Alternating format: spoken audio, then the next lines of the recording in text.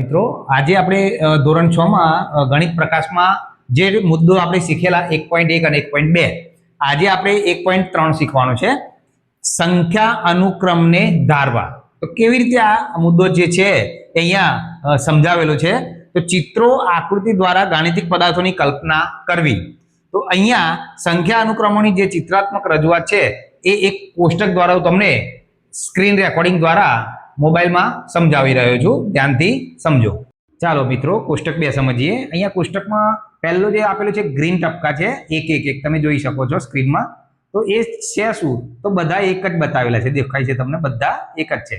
ત્યાર પછી બીજા નંબરનો જે છે સંખ્યાની ગણતરી એ ક્રમમાં છે 1 2 3 4 5 એ જ રીતે 6 7 8 બરાબર। પછી આપણને ખબર છે કે એકી સંખ્યા એટલે કે ભાઈ પહેલા 1 માં 2 ઉમેરો, 2 ઉમેરો એટલે થશે 3, 3 માં 2 ઉમેરો થશે 5, 5 માં 2 ઉમેરો થશે 7, 7 માં 2 ઉમેરો તો 9 થશે।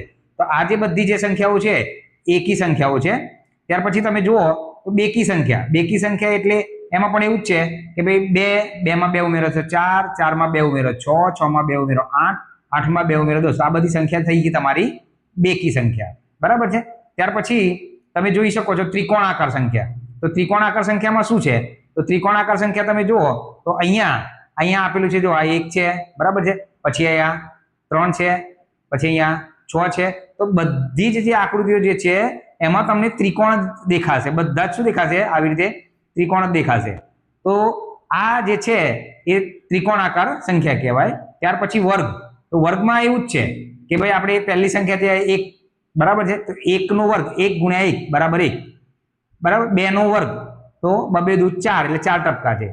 3 નો વર્ગ 3 તાલી 9, પણ એવી રીતે ગોઠવાયેલા છે કે એની લંબાઈ અને પહોળાઈ તમે જુઓ તો તમને બધી બાજુ સેમ દેખાશે। જેમ કે અહીંયા તમે જોઈ શકો છો 3 આડા ટપકા 3 ઊભા। તો આવી રીતે એ જે વર્ગ બતાવેલા છે એ વર્ગ 4 નો વર્ગ 5 નો વર્ગ એવી રીતે આ વર્ગ સંખ્યા છે।